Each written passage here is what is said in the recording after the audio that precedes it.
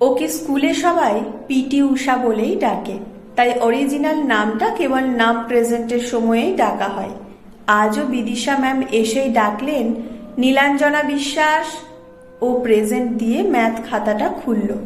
Bidisha ma'am বোর্ডে task না দিয়ে অন্য প্রসঙ্গে কথা বলতে শুরু করলেন। সবাই খাতা পেন সরিয়ে রেখে মন দিল ম্যামের কথায়। শোনো মেয়েরা, আর 10 দিনের মধ্যেই ব্লক যুব কম্পিটিশন। কয়েকজন যুব নেতা আজ স্কুলে এসেছিলেন, লিফলেট দিয়ে গেলেন। তোমরা নিশ্চয়ই পার্টিসিপেট করতে ইচ্ছুক। আমরা স্কুল থেকে 400 মিটার রানের জন্য অলরেডি চুজ করে ফেলেছি নীলাঞ্জনাকে। ওই যাবে আমাদের স্কুলকে রিপ্রেজেন্ট করতে, কারণ এরপরে ডিস্ট্রিক্ট, তারপরে স্টেটে খেলার সুযোগ আছে। ক্লাস 9-এ নীলাঞ্জনাকে এই জন্যই বোধহয় সবাই পিটি ঊষা বলে। প্রতি বছর স্কুল স্পোর্টসে 3টে করে প্রাইজ ওর বাঁধা। পাশ থেকে সেমন্তী বলল, ম্যাম ড্রয়িংয়ে নাম দেওয়া যাবে না? ম্যাম উৎসাহিত হয়ে বললেন, যাবে তো, তুমি দেবে? শোনো, আমরা আপাতত স্কুলে একটা কম্পিটিশন করব স্কুলের স্টুডেন্টদের নিয়ে। তার মধ্যে যারা বেস্ট পারফর্ম করবে তাদেরকেই নিয়ে যাওয়া হবে। সকলের মধ্যে আচমকা একটা উদ্দীপনা কাজ করছে যেন। শুধু নীলাঞ্জনা একটু চুপ করেই আছে। বন্ধুরা বলল, কিরে তুই এমন চুপ করে আছিস কেন? ও কিছু না বলেই খাতায় আঁকিবুকি কাটছিল। ইদানিং স্কুলে আসার পথে নতুন উৎপাত শুরু হয়েছে। ছেলেটা যে ঠিক কে ও এখনো জানে না। একটু চাপা স্বভাবের হওয়ায় কাউকে ঘটনাটা বলেও উঠতে পারেনি। ছেলেটা বোধহয় কলেজে পড়ে, দেখে তো তাই মনে হয়। রেগুলার স্কুল আসার পথে চৌমাথার মোড়ে দাঁড়িয়ে থাকে। ওর সাইকেলের সঙ্গে পাল্লা দিয়ে স্কুল অবধি আসে, তারপর আবার চলে যায়। দিন 5 হলো এটা প্রথম খেয়াল করেছে নীলাঞ্জনা। ছেলেটাকে এর আগে দেখেছে বলে তো মনে হয় না। এ চত্বরে বাড়ি নয় মনে হচ্ছে। রোজই ওর সঙ্গে সঙ্গে আসে। ও স্কুলে ঢুকে গেলেই চলে যায় নিজের মতো, কোনো মন্তব্য অবধি করে না। টিজিং তো দূরের কথা, ছেলেটার উদ্দেশ্যটা ঠিক কি সেটাই তো বুঝতে পারছে না নীলাঞ্জনা। নীলাঞ্জনা কনজারভেটিভ জয়েন্ট ফ্যামিলির মেয়ে। ওর বাবারা 3 ভাই। ছোট কাকুর এখনো বিয়ে হয়নি। ওর জেঠুর একটা ছেলে আর ও। দাদাভাই মেডিকেল নিয়ে পড়ছে বাঁকুড়া মেডিকেল কলেজে, তাই হোস্টেলে থাকে। বাড়িতে আপাতত ছোট বলতে ও। ছোট কাকু পেশায় ইঞ্জিনিয়ার, বিয়ে করলেও এ বাড়িতে থাকবে না হয়তো, বাইরে ফ্ল্যাট কেনার ইচ্ছে। নীলাঞ্জনার বাবা স্কুল শিক্ষক, আর জেঠুর নিজস্ব বড় স্টেশনারি শপ আছে ওদের লক্ষ্মীকান্তপুর বাজারে। বিশ্বাস বাড়ির মেয়ে বলে ওকে এ তল্লাটে সবাই চেনে। ওর বাবা অবশ্য এখানে স্কুলের টিচার নন। বাড়ি থেকে ট্রেনে মিনিট 40 লাগে বাবার স্কুলে পৌঁছাতে। মা আর বম্মা দুজনেই হাউসওয়াইফ। অতগুলো লোকের রান্না বান্না টিফিন করতে করতেই সময় কেটে যায় ওদের। সন্ধেতে দুজনেই সিরিয়াল নিয়ে বসে। মা বম্মাতে কোনোদিনই তেমন ঝগড়া হতে দেখেনি নীলা। হ্যাঁ, এই নামেই ওকে ডাকে বাড়ির সবাই। জেঠু থেকে কাকু সকলের আদরের মেয়েও। বাবার নাকি নয়নের মণি, কিন্তু সমস্যা একটাই, এত আদরের ফলে ওর ওপরে নজরদারি সকলেরই বেশি। নীলাঞ্জনার ওটাকে আদর মনে হয় না, মনে হয় অত্যাচার। প্রথমে তো বাড়ির গাড়ি করে নীলা স্কুলে যেত। 5 থেকে 8 পর্যন্ত বাড়ির গাড়ি ওকে স্কুলে নামিয়ে দিয়ে আসতো, আবার নিয়েও আসতো। ওর লজ্জা করত, বাড়ি থেকে হেঁটে গেলে মিনিট 15 লাগবে স্কুলে পৌঁছাতে। সেখানে গাড়ি থেকে নামতে বড্ড অস্বস্তি হতো। বন্ধুরাও যেন ঠিকমতো মিশতে পারতো না ওর সাথে। মফস্বলের মধ্যবিত্ত স্কুলের স্টুডেন্টরা কেমন যেন একটা চোখে দেখতো ওকে। তাই ক্লাস 9-এ উঠে ও প্রায় সবাইকে কনভিন্স করেছিল যে বাড়ির গাড়িতে করে স্কুলে ও আর যাবে না, সাইকেল চালিয়ে যাবে অন্য মেয়েদের মতো। প্রথমে কেউ মেনেই নেয়নি ওর দাবি। একমাত্র দাদা ভাই ফোনে বলেছিল, বোন যেটা বলছে সেটাই করো, তোমাদের সকলের আদরের চোটে স্কুলে ওর বন্ধু নেই, সবাই ওকে ভিন গ্রহের মানুষ ভাবছে। দাদা ভাই ডাক্তারিতে চান্স পাওয়ার পরে বাড়িতে ওর একটা আলাদা সম্মান তৈরি হয়েছে। এখনো বড়রাও ওর কথা বেশ মানে টানে। নীলা দাদা ভাইয়ের মতো পড়াশোনায় এত ভালো নয়, রেজাল্ট মন্দ করে না, তবে নীলাভর মতো নয়। দাদা ভাইয়ের চত্বরের গর্ব। নীলাঞ্জনার ছোট থেকে পড়াশোনায় মন কম, খেলাধুলায় মন বেশি। প্রতিবার স্কুলের স্পোর্টসে ওর প্রাইজ বাঁধা থাকে। দাদাভাই বলেছে, দেখ, যদি সচিন তেন্ডুলকরকে ওর বাবা ডক্টর করতে চাইতো তাহলে কি হতো? সবাইকে যে এক পথে হাঁটতে হবে তা তো নয়। তোর যদি স্পোর্টসে ইন্টারেস্ট থাকে তাহলে আমি কাকুকে বলে উচ্চ মাধ্যমিকের পর তোকে কলকাতার কোনো ভালো প্রশিক্ষণ কেন্দ্রে ভর্তি করে দিতে বলবো। ওখানে ট্রেনিং নিলে তুই একদিন স্টেট লেভেলে খেলবি। নিঃশব্দে দু চোখে স্বপ্নটুকু মেখে নিয়েছিল নীলাঞ্জনা। মা বলে, বেশি ছুটোছুটি নাকি মেয়েদের করতে নেই, তাতে বাচ্চা হয় না। দাদাভাই শুনে হেসে বলেছে, শোন, তোকে 100 জন মহিলা স্পোর্টসম্যানের উদাহরণ দেব, যাদের একটা নয় দুটো করে বেবি। তুই কাকিমার কথায় কান দিস না, মন দিয়ে পড়াশোনার সঙ্গে সঙ্গে সবার আগে মাঠের লাল ফিতেটাকে ছুঁয়ে দেবার অভ্যেস করে নে। এ বাড়িতে একমাত্র দাদাভাইয়ের সঙ্গেই কথা বলতে ভালো লাগতো ওর। সেই দাদাভাইও এখন বাইরে, মনের কথা বলার লোক কোথায়? এখন তো দাদাভাই কতদিন অন্তর অন্তর 1-2 দিনের জন্য আসে, তাও বইয়ে মুখ ডুবিয়ে বসে থাকে। বলে, নীলা, ডাক্তার হওয়া সহজ নয় রে। দাদাভাইয়ের এত পড়া দেখে ও ভেবেই নিয়েছে ও অন্তত ডাক্তার হতে পারবে না, বরং হাওয়ার সঙ্গে টক্কর লাগিয়ে ও জিততে রাজি। বাড়িতে ওর এই স্পোর্টসের প্রাইজ নিয়ে কখনো কোনো উত্তেজনা দেখেনি কারোর মধ্যে। সবার মুখে একটাই কথা, অত উড়ে না বেরিয়ে মন দিয়ে পড়। গানটা শিখলে কাজ দিত, অন্তত বিয়ে দিতে সুবিধা হতো। কোনো মতে দাদাভাইয়ের বলার জন্যই বিশ্বাস বাড়িতে ওর জন্য একটা পিঙ্ক কালারের লেডিবার্ড সাইকেল এসেছে। সেই সাইকেলের প্যাডেলে চাপ দিয়ে ও সব সময় হাওয়ার সঙ্গে প্রতিযোগিতা করে। ঝড়ের গতিতে চলে ওর পিঙ্ক লেডিবার্ড। এই সদ্য একটু স্বাধীনতা পেয়েছে ও।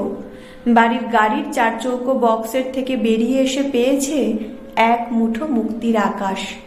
এর মধ্যেই যদি বাড়ির কেউ জানতে পারে ওই নাম না জানা ছেলেটা ওকে ফলো করে রোজ দিয়ে স্কুলে আসছে, তাহলে ওর সাইকেলের স্থান হবে বাড়ির গ্যারেজের কোণে। আবার ওকে যেতে হবে বিকাশ কাকুর সঙ্গে গাড়িতে করে। বিকাশ কাকু ওদের বহুদিনের ড্রাইভার, বাড়ির মেম্বারের মতোই, তাও শাসনও নীলার ওপরে কিছু কম পড়ে না। তাই বাধ্য হয়েই নীলা স্বাধীনতা প্রাপ্তির আনন্দে ওই উটকো ঝামেলাটা মুখ বুজে সহ্য করে নিয়েছে। কিন্তু ছেলেটার উদ্দেশ্যটা ঠিক কি? প্রেম নিবেদন করার আগে হোমওয়ার্ক করছে নাকি? ও যেমন কম্পিটিশনে যাওয়ার আগে রেগুলার ভোরে উঠে মাঠ প্র্যাকটিস করে, তেমনি ও রেগুলার ভোরে দৌড়ানোর সঙ্গী বিকাশবাবু। না, বিকাশ কাকু দৌড়ায় না। ওর রেগুলার ভোরে দৌড়ানোর সঙ্গী বিকাশ কাকু। না, বিকাশ কাকু দৌড়ায় না, বাবার স্কুটিটা করে ওর সঙ্গে সঙ্গে চালায়। ও ছোটে আর বিকাশ কাকু স্কুটিতে থাকে।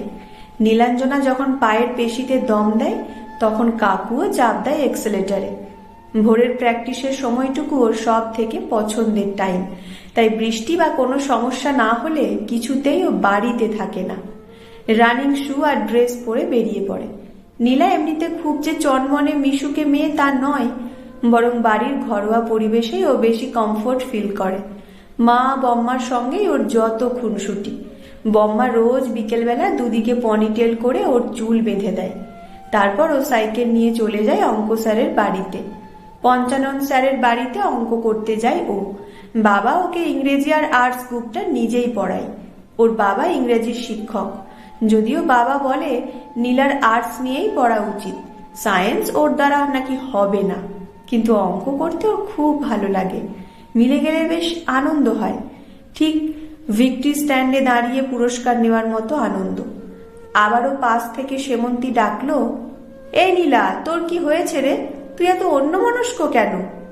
সেমন্তী ওর বেস্ট ফ্রেন্ড, অন্তত নীলা তাই মনে করে। ওরা দুজনে দুজনের মনের কথা সব শেয়ার করে, একসঙ্গে টিউশনে যায় আসে। তবুও কেন যে ওই ছেলেটার কথা সেমন্তীকেও বলতে পারছে না কে জানে। সেমন্তী বেশ উৎসাহী হয়ে বলল, জানিস, আমরা যখন ক্লাস 6-এ পড়তাম তখন বোধহয় একবার যুবর প্রোগ্রাম হয়েছিল। আমাদের স্কুলের রিনিদি ড্রয়িংয়ে ডিস্ট্রিক্ট চ্যাম্পিয়ন হয়েছিল। তখন তো আমাদের বলেও নি, বোধহয় উঁচু ক্লাসের স্টুডেন্টদেরই নিয়ে যায় স্কুল থেকে। নীলা বলল, তা কেন হবে? ইন্টারমিডিয়েট গ্রুপে তো নিচু ক্লাসও অংশগ্রহণ করতে পারে। হয়তো আমাদের স্কুল তখন বেশি গুরুত্ব দেয়নি, এখন কাছেই বিষ্ণুপ্রিয়াতে হচ্ছে বলেই স্টুডেন্টদের নিয়ে যেতে চাইছে। সেমন্তী ঘাড় নেড়ে বলল, হবে হয়তো। বলল, এই নীলা, তোকে বাড়ি থেকে ছাড়বে? নীলাঞ্জনাও ভেবেছে কথাটা। স্কুলের মাঠে স্পোর্টস হয় সেটা আলাদা ব্যাপার, কিন্তু স্কুল থেকে দূরে ছাড়বে কি? দাদাভাইকে ফোন করে বলতে হবে এই 10 দিন একেবারে চুপ করে থাকতে হবে বাড়িতে, না হলে ব্লকেই খেলতে পারবে না ও। এর মধ্যে ওই ছেলেটার কথা যদি গুণাক্ষরেও জানতে পারে কেউ, তাহলে ওর ব্লকে খেলা বন্ধ। নীলাঞ্জনার বাবা স্কুল টিচার, কিন্তু এসব স্পোর্টস নিয়ে একেবারেই ইন্টারেস্টেড নন। বাবার মুখে একটাই কথা, ভালো করে পড়াশোনা করো যাতে হায়ার স্টাডি করতে পারো, যদি ভালো রেজাল্ট না হয় তাহলে বিয়ে দিয়ে দেব। কি করবে নীলা, পড়তে যে ওর তেমন ভালো লাগে না। ও স্বপ্ন দেখে দৌড়ের, লাল রঙের এন্ডের ফিতেটাকে ছুঁয়ে বেরিয়ে যাওয়ার স্বপ্ন দেখে ও। ক্লাসে মন দিল নীলা। যাকে, ছেলেটা তো ওকে কিছু বলছে না, তাই পথ চলতি কাউকে নিয়ে ভাবার দরকার নেই ওর।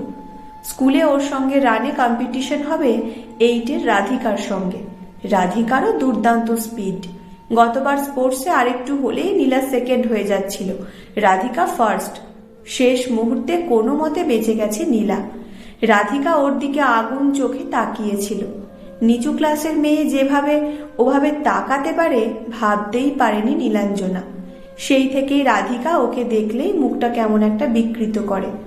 মেয়েটাও বোধহয় নীলার মতোই, হার মেনে নিতে অভ্যস্ত নয়। তাছাড়া রাধিকার আর একটাও পরিচয় আছে, ওর মা নীলাদের স্কুলের ওয়ার্ক এডুকেশনের টিচার। স্কুল শিক্ষিকার মেয়ে বলে স্কুলে ওর বন্ধুরও কোনো অভাব নেই। মেয়েটা সব সময় দল বেঁধে ঘুরছে, আর নীলাকে দেখলেই ব্যঙ্গাত্মক মন্তব্য ছুটে আসে। শুধু স্পোর্টসের প্রাইজে ব্যাগ ভরবে, রেজাল্টের ঘরে শূন্য। রাগ হয়ে যায় নীলার। ও ক্লাসে স্ট্যান্ড না করতে পারে, কিন্তু শূন্য কখনো পায়নি। দাদাভাই বলে, স্পোর্টসের সব থেকে ইম্পর্টেন্ট জিনিস হলো স্পোর্টসম্যানের মানসিকতা। গেমটাকে গেম হিসাবে নেওয়াটাই হলো আসল। একবার হেরে গেলাম মানে মেরুদণ্ড ভেঙে গেল, এমন ভাবলে তার মাঠে না নামাই উচিত। মনে রাখতে হবে, একবার হারলাম মানে পরের বার আরও চেষ্টা করতে হবে। কিন্তু নীলা এখনো পর্যন্ত স্কুলের স্পোর্টসে সেকেন্ড হয়নি, তাই হার মেনে নিতে পারে না। রাধিকার কাছে হেরে গেলেও ওরও হয়তো কষ্ট হতো, কিন্তু গোটা বছরটা রাধিকাকে দেখলেই মুখটা অমন করতো না নীলা। সেমন্তী বলে, মেয়েটা খুব কুচুটে জানিস, ক্লাস 8-এর ফার্স্ট গার্ল, তাতেও শান্তি হচ্ছে না রে, ওকে সবেতেই ফার্স্ট হতেই হবে। নীলার সঙ্গে স্কুলে নিশ্চয়ই লড়বে রাধিকা, কারণ ব্লকে খেলার ইচ্ছে তো সকলেরই আছে। এই প্রথম স্কুলের গণ্ডির বাইরে যেতে পারবে ওরা, দেখাতে পারবে নিজেদের পারফরমেন্স। নীলার বাবা ওর স্পোর্টসের প্রাইজগুলো হাতে নিয়ে বলে, যদি এগুলো নীলাভর মতো ক্লাসে ফার্স্ট হয়ে পেতিস, সব থেকে খুশি হতাম আমি, কিন্তু এসব আবর্জনায় ঘর ভরিয়ে লাভ কি? বাবার মুখে এমন কথা শুনে অবাক লেগেছিল নীলার। একজন স্কুল শিক্ষক হয়ে বাবা কেমন ভাবে অবহেলা করে নিজের মেয়ের ট্যালেন্টটাকে। ধুর, মন খারাপ হয়ে যায় নীলার। আসলে দাদাভাইকে নিয়েই গর্ব করতে সবাই ব্যস্ত, কারোর যে লক্ষ্যই নেই ওর প্রাইজগুলোর দিকে। এই প্রাইজগুলো পেতে ওকে কত কষ্ট করতে হয়েছে। দৌড়ের শেষের দিকে ওর পা ক্লান্ত হয়ে আসে, নিঃশ্বাস বন্ধ হয়ে আসে, হৃৎপিণ্ড লাফাতে থাকে জোরে জোরে। তাতেও নীলা প্রাণপণে ছোটে এন্ড লেখা দাগটার দিকে। ঘামে ওর জার্সি ভিজে যায়। কারোর কাছে কোনো মূল্য নেই এই কষ্টের। সবাই যেন ভাবে ও বাড়ির আদরের মেয়ে, ওকে খাইয়ে মাখিয়ে একটু শিক্ষিত করলেই হবে, তারপর পরের বাড়ি পাঠিয়ে দেব। তাই এই আদরের মধ্যেও বড্ড অবহেলিত মনে হয় নিজেকে। এক রাশ অভিমান জমে মনের কোণে। দাদাভাইকে নিয়ে ওর নিজেরও গর্বের শেষ নেই, তাই বলে দিনরাত উদাহরণ আর তুলনা নিয়ে বাঁচতে ওরও আর ভালো লাগে না। ওদের পরিবারের সবাই কেমন যেন, মেয়ে মানেই সে পরের ঘরে যাওয়ার জন্যই জন্মেছে, এমন একটা ভাবনা নিয়েই যেন বড় করেছে ওকে। দাদা ভাইয়ের সবেতে ছাড়, আর ওর সবেতে বাধা। বাবা তো দিন রাত বলে, এখনকার ছেলে মেয়েগুলো বড় উচ্ছৃঙ্খল, দিন রাত যেন হাওয়ায় ভাসছে। খেয়াল রেখো নীলার মা, মেয়েটা যেন অমর না হয়ে যায়। অদ্ভুত লাগে নীলার।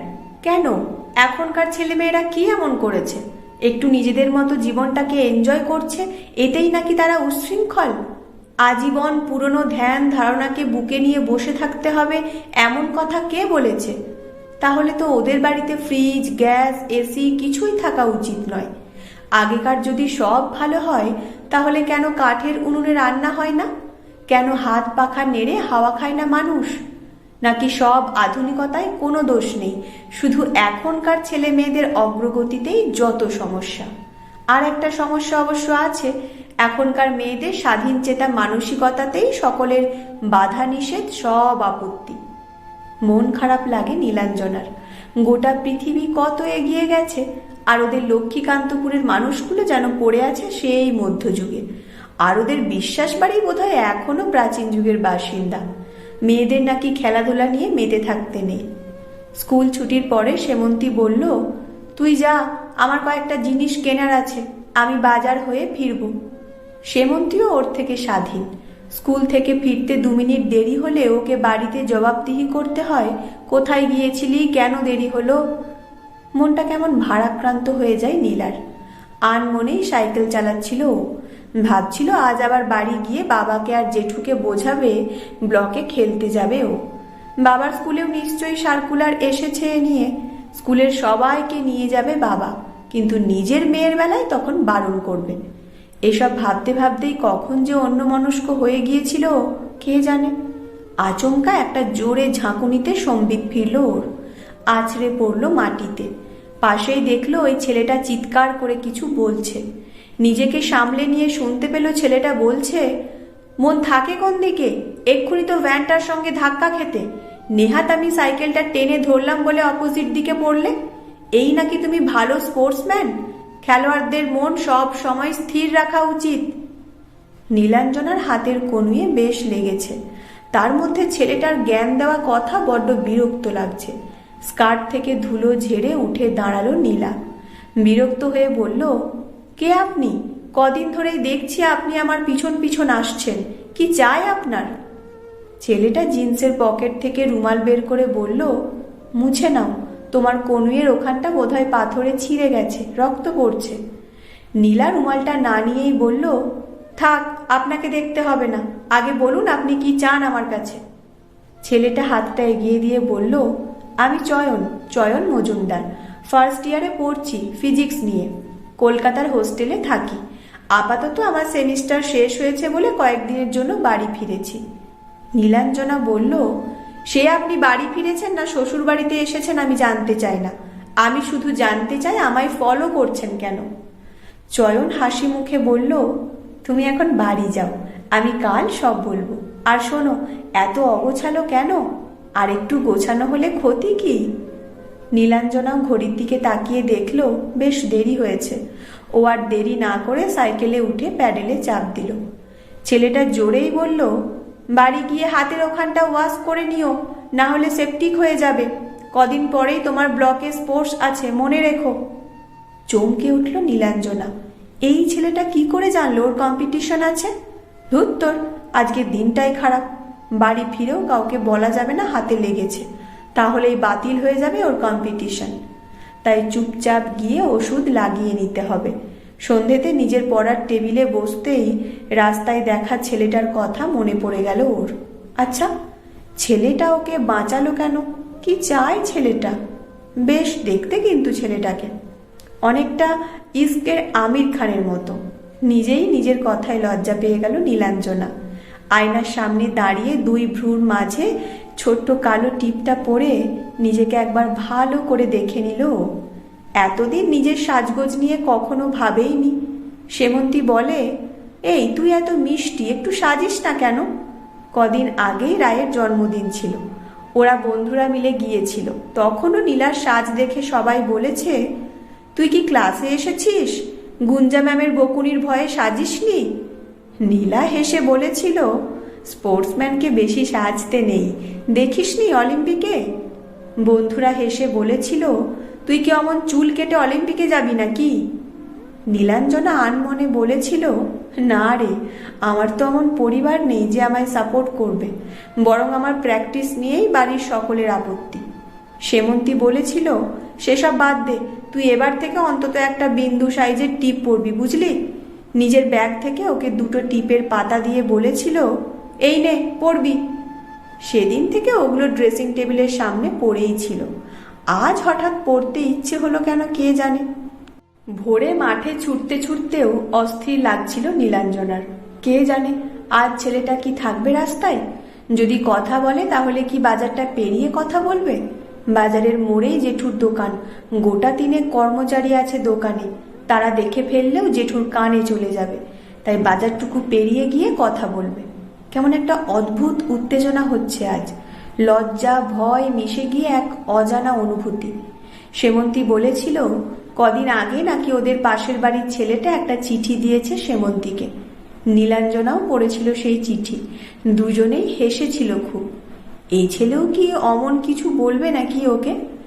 আজ স্কুলে যাওয়ার সময় আচমকায় কালো টিপটা পরে নিল নীলাঞ্জনা। স্কুলে ঢোকার আগে খুলে দিলেই হবে।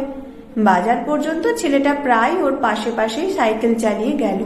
তারপর বাজারটা পেরোতেই ব্রেক কষে দাঁড়ালো। তারপর বলল, শোনো নীলাঞ্জনা, তোমায় একটা গুরুত্বপূর্ণ কথা বলার ছিল।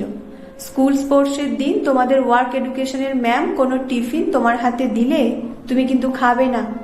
নীলাঞ্জনা, মনে রেখো তুমি স্পোর্টসম্যান, তুমি জিততে এসেছো, চক্রান্তের শিকার হতে নয়। মাঠে যে এগিয়ে যাবে সেই জিতবে, আমি লজিকে বিশ্বাসী। নীলাঞ্জনা একটু অবাক হয়ে বলল, কিন্তু প্রতিমা ম্যাম তো আমায় খুব ভালোবাসেন, ওনার সাবজেক্টেও আমায় বেশ নম্বর দেন, তাহলে কেন উনি কিছু দিলে আমি খাবো না? চয়ন একটু অস্বস্তি নিয়েই বলল, জানি তুমি আমায় বিশ্বাস করতে পারছো না, কদিনই বা চেনো আমায়, এই তো বোধহয় দিন পাঁচেক দেখছো আমায় রাস্তায়। তবুও একবারের জন্য বিশ্বাস করে দেখো প্লিজ নীলাঞ্জনা, খেও না কিছু ওই দিন। মাঠে যাওয়ার আগে বাড়ি থেকে টিফিন জল নিয়ে যেও, অন্য কেউ জল দিলেও খেও না। চয়ন বলল, আমি আগামীকাল কলকাতা ব্যাক করব, আবার হয়তো দিন 15 পর আসবো, তখন দেখা করব। তুমি এখনো অনেক ছোট নীলাঞ্জনা, তাই একটা কথা ইচ্ছে থাকলেও 5 দিনের চেষ্টায় তোমায় বলা হলো না, আর একটু বড় হলে নিশ্চয়ই বলবো। আশা করি আমায় একেবারে ভুলে যাবে না তুমি। নীলাঞ্জনার কাছে তখনও ব্যাপারটা বেশ মিস্টিরিয়াস লাগছে। কে এই ছেলেটা? প্রতিমা ম্যামের কাছ থেকে কেন খেতে বারণ করলো ওকে? ভাবতে ভাবতে স্কুলে ঢুকলো ও। আর মাত্র দিন 2 পরেই স্কুল স্পোর্টস, তার প্রস্তুতি শুরু হয়ে গেছে। একটু পরেই প্রতিমা ম্যাম এলেন ক্লাসে। নীলাঞ্জনার মাথায় হাত বুলিয়ে বললেন, তুই আমাদের স্কুলের গর্ব, ব্লকে ফার্স্ট প্রাইজ কিন্তু আমার চাই নীলাঞ্জনা। ম্যামের চোখে মিষ্টি মমতা মাখানো স্নিগ্ধতা। ওই ছেলেটার বলা কথাগুলো মনে পড়ে গেল নীলাঞ্জনার। কি ভুলভাল ছেলে রে বাবা, ম্যামের নামে উল্টো পাল্টা বলে বেরিয়ে গেল। ইস, ভীষণ বাজে ছেলে। রেগে গিয়ে টিপটা খুলে ফেলে দিল মাটিতে। পরের দিন রাস্তায় অনেক খুঁজেও ছেলেটাকে আর দেখেনি নীলাঞ্জনা। চয়নকে মনে রাখার মতো কোনো কারণ নেই, মিথ্যেবাদী টাইপ একটা ছেলে, যদিও সেদিন ওকে একটা বড় অ্যাক্সিডেন্ট থেকে বাঁচিয়েছিল। মাথায় হোয়াইট ক্যাপের ব্যান্ডটা টাইট করে বেঁধে নিয়েছে ও। আর মিনিট 10-15 মধ্যে নামতে হবে মাঠে। স্কুল থেকে বলেছে বলেই হয়তো বাবা এবারে স্পোর্টসের সময় বারণ করেনি কম্পিটিশনে নামতে। সেমন্তীদের ড্রয়িং একটু দেরিতে। সেমন্তী, রায় ওরা ওর পাশেই দাঁড়িয়েছিল। কানে কানে ফিসফিস করে বলছিল, রাধিকাকে হারিয়ে দিতে হবে, মেয়ের অ্যাটিটিউড দেখেছিস, মনে হচ্ছে যেন অলিম্পিক থেকে গোল্ড জিতে ফিরেছে। মাঠে নামার আগে নীলাঞ্জনা কোন দিকে মনকে অন্যমনস্ক হতে দেয় না। মাঠে নামার আগে নীলাঞ্জনা কখনোই মনকে কোনো দিকে অন্যমনস্ক হতে দেয় না। আর মাত্র 10 মিনিটের মধ্যেই মাঠে নামবে ও, তাই এই সময় রিল্যাক্স মুডে থাকাটা জরুরি। ঠিক তখনই প্রতিমা ম্যাম এগিয়ে এসে একটা বোতল ধরিয়ে দিয়ে বললেন, ফ্রেশ জুস আছে, খেয়ে নে, মাঠে খুব রোদ, টানতে পারবি না। বোতলের মুখটা খুলে মুখে ঢালার আগেই নীলার মনে পড়ে গেল চয়নের কথাটা। অনুনয়ের গলায় চয়ন বলেছিল, প্লিজ খেও না। নীলা ম্যামের দিকে তাকিয়ে বলল, খাচ্ছি ম্যাম।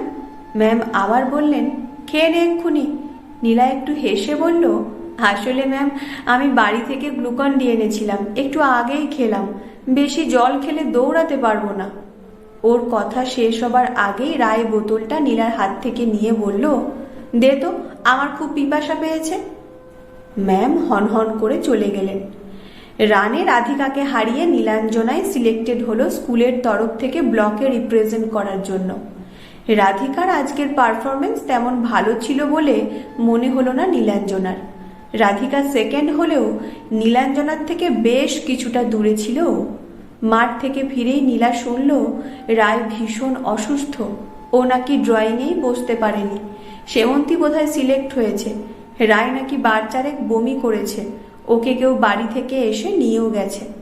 চয়নের কথাটা যদি বিশ্বাস করত তাহলে বোধহয় রায়কে এভাবে ভুগতে হতো না। তাহলে বোধহয় ম্যাম চেয়েছিলেন নিজের মেয়ে রাধিকাই যাক ব্লকে। নীলাঞ্জনা অসুস্থ না হলে যে রাধিকা যেতে পারবে না সেটা বোধহয় ম্যাম ভালোই জানতেন। সেদিন থেকেই চয়ন নামক ছেলেটার প্রতি একটা অদ্ভুত শ্রদ্ধা মিশ্রিত ভালো লাগায় ভরে গিয়েছিল মনটা। ছেলেটা যেচে এসে উপকার করে গিয়েছিল ওর। ব্লকে যথারীতি নীলাঞ্জনা রানে ফার্স্ট হয়েছে, তাই ডিস্ট্রিক্টে যাবে এটাও ফাইনাল। কিন্তু বাড়িতে এই নিয়ে চলছে গন্ডগোল। সামনেই মাধ্যমিক, তাই এখন স্পোর্টস ছেড়ে ভালো করে পড়াশোনা করা উচিত। নীলাঞ্জনা পড়াশোনার ব্যাপারে আগের থেকে অনেক সিরিয়াস হয়েছে। ইতিমধ্যে চয়নের সঙ্গে বন্ধুত্বটা আরও গভীর হয়েছে। চয়ন কলকাতা থেকে ফিরলেই দেখা হয় নীলার সঙ্গে। খুব যে বেশি কথা হয় তা নয়, তবুও বেশ ভালো লাগে নীলার। চয়নকে নীলা জিজ্ঞেস করেছিল, একটা ধোঁয়াশা কিছুতেই মেটেনি। তুমি কি করে জানলে ম্যাম আমায় কিছু খাবার খারাপ দেবে? তুমি কি করে জানলে ম্যাম আমায় কিছু খারাপ খাবার দেবে? আর স্কুলের স্পোর্টসের খবর তুমি কি করে আমার আগে পেলে? চয়ন দীর্ঘশ্বাস ফেলে বলেছিল, রাধিকা আমার বোন। মা প্রথমে বোনের কথাতে রাজি হয়নি, বরং উল্টে একটা থাপ্পড় মেরেছিল বোনকে। কিন্তু রাধিকা মারাত্মক জেদি মেয়ে, ও হাঁটতে শেখেনি, তাই সুইসাইড করার হুমকি দিয়েছিল মাকে। মা নিরুপায় হয়েই রাজি হয়েছিল। স্কুলের আগেই ব্লক কম্পিটিশনের খবরটা মাকে বোধহয় কেউ দিয়েছিল, তাই আমি জেনেছি তোমার আগে। কিন্তু রাধিকার এমন প্ল্যান শুনে আমি তোমায় খুঁজে বের করেছিলাম। বেশ কয়েকদিনের চেষ্টার পরে সাবধান করতে পেরেছিলাম তোমায়। নীলাঞ্জনা, তুমি স্পোর্টসম্যান, লড়ে জিততে জানো, তাই তোমাকে জেতাতেই আমি চেয়েছিলাম। ডিস্ট্রিক্টে কবে আছে কম্পিটিশন? আমি যাব ওই দিন মাঠে, দেখবো তোমায় দূর থেকে। লজ্জায় মাথা নিচু করেছিল নীলাঞ্জনা। জেলায় যেদিন জিতেছিল নীলা, সেদিন বিকাশ কাকু আর মায়ের চোখকে ফাঁকি দিয়ে আড়ালে দাঁড়িয়ে থাকা চয়নের সঙ্গে দেখা করেছিল ও। চয়ন ওর হাত থেকে মেডেলটা নিয়ে নীলার গলায় পরিয়ে দিয়ে বলেছিল, আজ মাঠে যে মেয়েটা সবাইকে পিছনে ফেলে এগিয়ে গেল, সেই মেয়েটাকে বোধহয় আমি ভালোবাসি। নীলা লজ্জায় পালিয়ে এসেছিল। মাধ্যমিকে ভালোই রেজাল্ট করে আর্টস নিয়ে ভর্তি হয়েছিল নীলা। বাবা বলেছিল ও নাকি আর্টসের স্টুডেন্ট, আজীবন ওকে আন্ডার এস্টিমেট করে গেল বাবা। বাবার মুখের ওপর কথা বলার সাহস কোনোদিনই নীলার ছিল না, তাই চুপচাপ মেনে নিয়েছিল সবটাই। এমনকি ইংলিশ অনার্স নিয়ে পাশ করার পরে কেন বাবা হঠাৎ ভালো ছেলের সন্ধান পেয়ে ওর বিয়ে ঠিক করে ফেলেছিল সেটাও কোনোদিন জিজ্ঞাসা করতে পারেনি বাবাকে। মাস্টার্স করাবে কথা দিয়েও কথা রাখলো না বাবা। নীলা শুধু জিজ্ঞেস করেছিল, কেন ও হায়ার স্টাডি করতে পারবে না? কেন ও স্টেট লেভেলে পৌঁছানোর পরেই সায়ে প্রশিক্ষণ নিতে পারবে না? বাবা তার উত্তরে একটাই কথা বলেছিল, চয়ন মজুমদার নামক ছেলেটার সঙ্গে তোর বিয়ে দেব না। তোকে বিশ্বাস করেছিলাম, তুই ভঙ্গ করেছিস। নীলাঞ্জনা অবাক হয়ে গিয়েছিল, চয়নের কথা বাবা জানলো কি করে? ওরা তো চিঠিতে বেশি কথা বলে, সামনাসামনি দেখা করেছে হাতে গুনে। মফস্বলের এই এক সমস্যা, কোনো কথাই গোপন থাকে না। দাদাভাইকেও অনুরোধ করেছিল নীলা, পরে বুঝেছিল বিশ্বাস বাড়ির ঐতিহ্য শব্দটা দাদাভাইয়েরও বেশ পছন্দের। দাদাভাই বলেছিল, মজুমদার বাড়ির কোনো ছেলের সঙ্গে তোর বিয়ে হোক আমিও চাই না, ওরা মধ্যবিত্ত, তুই মানিয়ে নিতে পারবি না। কেউ যখন ওর কথা শোনেনি তখন চয়নের কাছেই ছুটে গিয়েছিল নীলা। চয়ন সবটা শুনে বলেছিল, কিন্তু নীলা আমি তো এখন জবলেস, হয়তো পেয়ে যাব, কিন্তু তোমায় অপেক্ষা করতে হবে। নীলা নিজের সব প্রাইজগুলো একটা বড় ব্যাগে ভরে চয়নের হাতে দিয়ে বলেছিল, এই যে তোমার স্বপ্নগুলো দিয়ে গেলাম, জ্বালিয়ে দিও অথবা কমলি নদীর জলে ভাসিয়ে দিও। চয়ন বলেছিল, আরেকটু অপেক্ষা কি করতে পারো না তুমি? নীলাঞ্জনা হেসে বলেছিল, আমি বাড়ির আদরের মেয়ে, তাই সবার ইচ্ছের মর্যাদা রাখা আমার কর্তব্য। বিয়ের পরে ওর বর বলেছিল, কি করবে, দৌড়াবে? Are you crazy? আমি একটা কলেজের প্রফেসর, আমার একটা রেসপেক্ট আছে এ অঞ্চলে, আমার স্ত্রী দৌড়াবে? তাছাড়া আমরা বনেদি বড় লোক, এ অঞ্চলের সকলে এক ডাকে চেনে আমাদের। দয়া করো নীলা, সম্মান নিয়ে ছিনিমিনি খেলো না। নীলা দয়া করেছে সকলকে, তাই আর কখনো মাঠের শেষ প্রান্তে থাকা লাল দড়িটা ছোঁয়া হয়নি ওর। নীলা এখন একটা মেয়ের মা, নীলা এখন ঘোর সংসারী। ওর স্বপ্ন দেখা চোখ দুটো এখন সংসারের খুঁটিনাটিতেই ব্যস্ত। নীলার মেয়ে ক্লাস 5-এ পড়ে। ওকে নিয়ে কেটে যায় মনের শূন্য স্থানগুলো। স্কুল দিয়ে আসা, ওর পড়াশোনা, টিফিন, শুধু মাঝে মাঝে স্পোর্টস চ্যানেলে রিমোট থেমে যায়। শূন্য দৃষ্টিতে কিছুক্ষণ তাকিয়ে থেকে আবার সরিয়ে দেয় অন্য চ্যানেল। নীলার মেয়ে স্কুলের বিস্কিট দৌড়ে লাস্ট হয়েছে। নীলার বর বলেছে, ওসব খেলায় কিছু না হলেও চলবে, আমার শুধু রেজাল্ট চাই। নীলা মনে মনে হেসেছে। তোরা ওর মায়ের গলা জড়িয়ে ধরে বলেছে, মা তুমি কখনো প্রাইজ পেয়েছ? নীলা ঘাড় নেড়ে বলেছে, না পাইনি। তোরা বলেছে, জানো মা, আমার ফ্রেন্ড অন্তিকা আজ প্রাইজ পেয়েছে রানে সেকেন্ড হয়ে। নীলা বলেছিল, কাল তোর রান আছে তাই না? কাল আমি যাব তোর সঙ্গে। তোরা হেসে বলেছে, মা আমি শেষে দৌড়াই যে। নীলা স্কুলের মাঠে যখন পৌঁছালো তখন অন্য গার্জেনরাও পৌঁছে গেছে। যথারীতি তোরা কিছুতেই হতে পারল না। হঠাৎই একটা চেনা গলা শুনতে পেল ডায়াসে। অভিভাবকদের রান আর মিউজিক্যাল চেয়ারের নাম দেওয়ার জন্য অনুরোধ করা হচ্ছে। বহু বছর পরে নীলা ধীর পায়ে এগিয়ে গেল। কোমরে ওড়নাটা জড়িয়ে নিয়ে দাঁড়িয়ে গেল লাইনে। সেই ক্লাস 9-10-এর মেয়েটা যে হাওয়াকে টক্কর দিত, সেই মেয়েটা যেন ভয় করলো নীলাঞ্জনাকে। প্র্যাকটিস নেই, তাই ঠিক অতটা পারল না, তবুও ফার্স্ট হলো ও। অভিভাবকদের প্রাইজ দেওয়া হচ্ছে একটা করে। প্রাইজটা হাতে নিয়ে বেরিয়ে আসার সময় গেটের সামনে দাঁড়িয়েছিল বহুকালের চেনা মানুষটা। চোখে একটা ব্ল্যাক ফ্রেমের চশমা, সেই পাতলা শরীরে অল্প মেয়েদের আধিক্য। বিয়ের পর বাপের বাড়ি গিয়েও কখনো দেখা হয়নি চয়নের সঙ্গে। কত বছর পরে হিসেব করে দেখতে গেলে যেন জড়ো হবে অনেকগুলো সংখ্যা। চয়ন বলল, আমি তোমার মেয়ের স্কুলের শিক্ষক। যদিও আমি উঁচু ক্লাস নিই, দূর থেকেই দিন তিনেক দেখলাম তোমায় গেটের বাইরে দাঁড়িয়েছিলে। জানতাম আজ স্পোর্টস আছে, তুমি আসবে। তারপর বলো কেমন আছো? আজও তো নীলাঞ্জনা ফার্স্টই হলো। নীলাঞ্জনা হেসে বলল, বিয়ে করেছ? ঘাড় নেড়ে চয়ন বলল, এই তো বছর 2 হলো বিয়ে করেছি। লাভ ম্যারেজ নয়, মায়ের পছন্দের মেয়ে। ভালোবাসা শব্দটা বড্ড অস্থায়ী, তাই আর ধরতে চেষ্টা করিনি তাকে। এখন মানিয়ে গুছিয়ে আছি, তবে আমার বউ খুব ভালো মেয়ে। নীলাঞ্জনা বলল, ভালোর উদাহরণ কি চয়ন? বলো ঘরোয়া, আমার মতো দৌড়ায় না, তাই তো? চয়ন হেসে বলল, না, সবাই কি আর নীলাঞ্জনা হয়? বাতাসকে চ্যালেঞ্জ জানাতে যে সাহস লাগে। নীলা বলল, সাহস? জীবনে সব কিছু মাথা নিচু করে মেনে নেওয়ার নাম বুঝি সাহস? নিজের মধ্যে স্পোর্টসম্যানটাকে তিলে তিলে মেরে ফেলা বুঝি সাহসের? চয়ন কথা ঘুরিয়ে বলল, তোমার কিছু জিনিস আমার কাছে রয়ে গেছে, ব্যাগটা আজ নিয়ে যাও।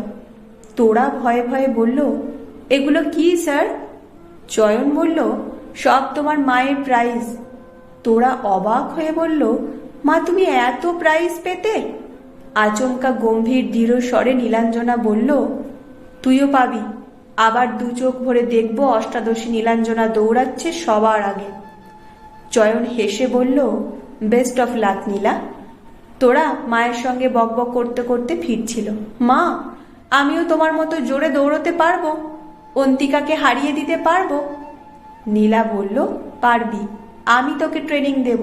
কাল ভোর থেকেই শুরু করব আমরা। একটা একটা করে সব ট্রফি বাড়িতে সাজিয়ে ফেলল নীলা। তোরার বাবা কিছু বলার আগেই নীলাঞ্জনা বলল, ও আমারও মেয়ে, আমার জিনও আছে ওর মধ্যে, তাই তোরা পারবে। নীলার আকস্মিক পরিবর্তন দেখে আর ওর গলা শুনেই বোধহয় চুপ করে গেল নীলার স্বামী। তোরা মায়ের গোল্ডেন কালারের কাপ মেডেলগুলোতে হাত বোলাতে বোলাতে বলল, মা আমিও তোমার মতো এমন অনেক প্রাইজ আনবো।